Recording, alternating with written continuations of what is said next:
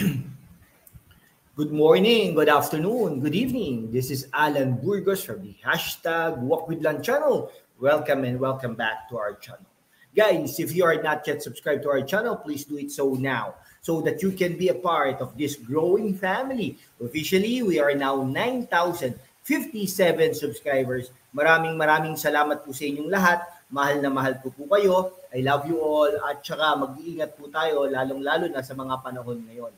Okay, so ang pag-usapan po natin today ay yung dyan sa Maynila.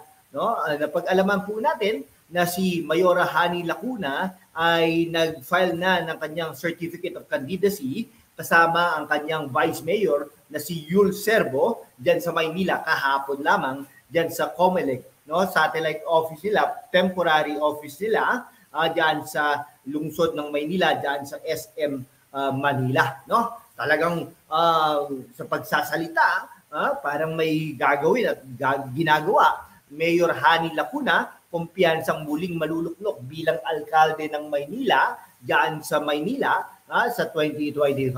No? Alam naman po natin ng makakalaban niya ang susunod na mayor na si Yorme Isko Moreno na siya isa sa mga naglinis in recent times, naglinis ng Maynila at talagang pinaganda in comparison kay Mayora Hani Lacuna na halos wala namang nagawa. No? Halos mapuno ang bahagi ng Heroes Park sa Maynila. Siyempre, alam niyo na yan, ng mga supporter ni Mayora Hani Lacuna Pangan sa muli nitong paghahain ng kandidatura para sa pagka-alkalde sa 2025 elections. No? Huwebes ng umaga, Oktubre 3, 2024.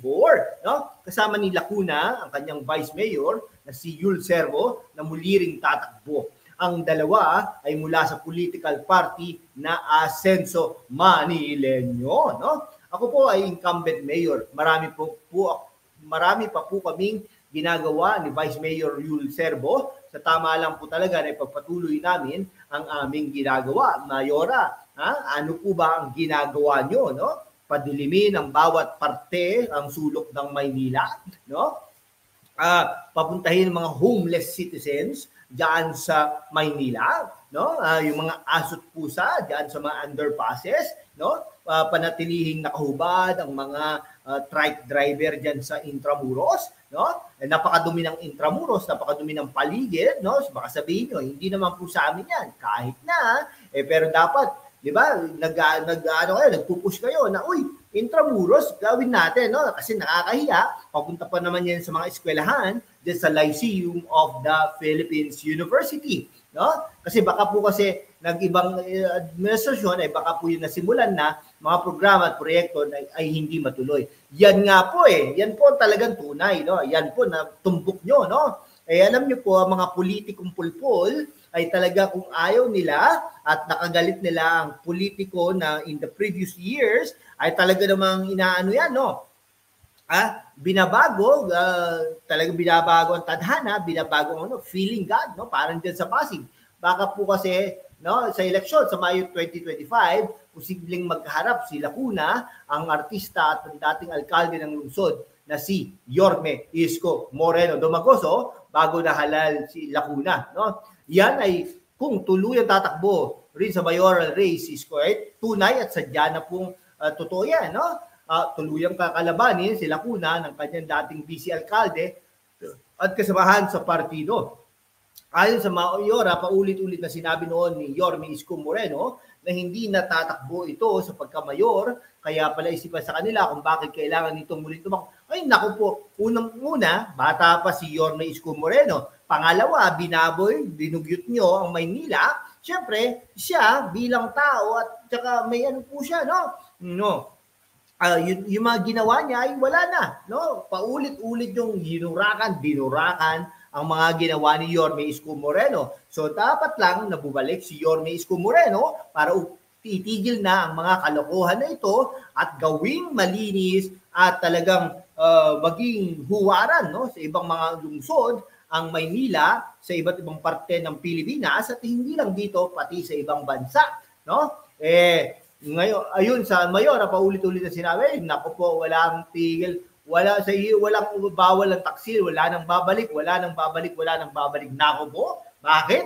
Bakit ko wala nang babalik? Nako, ikaw ang matatalo dyan, Mayora Hani Lacuna, no? Mayor, sinabi niyo po before you felt betrayed. Yes, have you tried to achieve Mayor? We have talked once, but we never talk once again. Nako po, kasi hindi ka worth kausapin, Mayora Hani Lacuna. Ano daw ang masasabi natin kung tatakutin po ito si Esquivel? I wish him well. Good luck po sa kanya kung itutuloy niya ang pagtakbo bilang alkalde. Tiwalaan niya ang mayora na siya pa rin ang mananalo sa mayoral race sa 2025.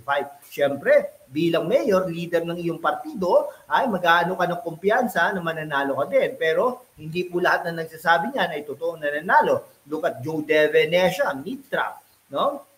Ito pa si Romualdez, no? Talagang halatang-halata naman na matatalo din. Sure win tayo sa 2025 definitely. Nako, bakit mo nasasabi yan na sure win? Nasa administrasyon ka, pwede mong dayain yan.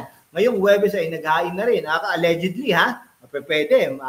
Di umano, naghain na rin ang kandidatura mga aspirant na nasa ilalim ng slate ni Mayor Hani at Vice Mayor Lulu Serbo. Gaya ni Mark Lacson na first time natatakbo sa District 2 bilang konsehal. Simula nung bata ako, nakita ko na ang serbisyo ng pamilya namin and na-inspire ako sa kanila. Mga idol ko na sa likod ko at gusto kong maituloy ito bilang offer ko sa lolo ko na naglingkod sa distrito. Sino ba? Gayon din sila Ruben Benaventura na isang dentista at Rodolfo Lacsamana na parehong incumbent. Gusto nila magtuloy-tuloy na ang kanilang mga programa bilang mga konsehal habang ang chairman ng Manila Chinatown tatakbo ng konsehal sa ilalim ng ticket ni Lacuna sa darating na halalan. Okay. Di po ba? Ayun. Maling-mali po mga sinasabi ni Mayora Hani Lacuna. No? Unang-una, sabi niya, ay talagang siya ay kumpiyansa. Bakit siya magiging kumpiyansa? Ngayon, nag-iisip tayo, mag-iisip ang mga taga-Iskonians na bakit ganito? May kumpiyansa. Hindi kaya may gawin ito? Pwede kayo mandaya ito? Mas posible. Pangalawa, wala kang karapatan na magsabi na hindi na makakabalik si Yorme Isko Moreno. No, tanging-taong bayan lang ang makakapagsabi niyan kung gusto nila si Yorme Isko Moreno o hindi. Pero sa pag-iikot ni Yorme Isko Moreno, nakita natin na gustong-gusto siya ng tao at gustong-gusto siyang bumalik ng mga tao dyan sa Maynila. No? Ikot sila ng ikot ni Chi Atienza. Ito, yung sa totoo lang yung Vice Mayor, medyo mahigpit ang laban. Pero sa tingin ko, may papanalo ni Yorme Isko Moreno si Chi Atienza bilang Vice Mayor ng Maynila at mawawala na si Yul Serbo kasama ang mga congressmen na sila Chua, Valeriano at saka si Abante. No? Yung tatlo naman ng yan ay parang wala namang ginawa sa hanay ng mga taga Maynila. Hanggang dito na lang po mga kaibigan ko. Maraming salamat po sa inyong lahat. Mabuhay po kayo.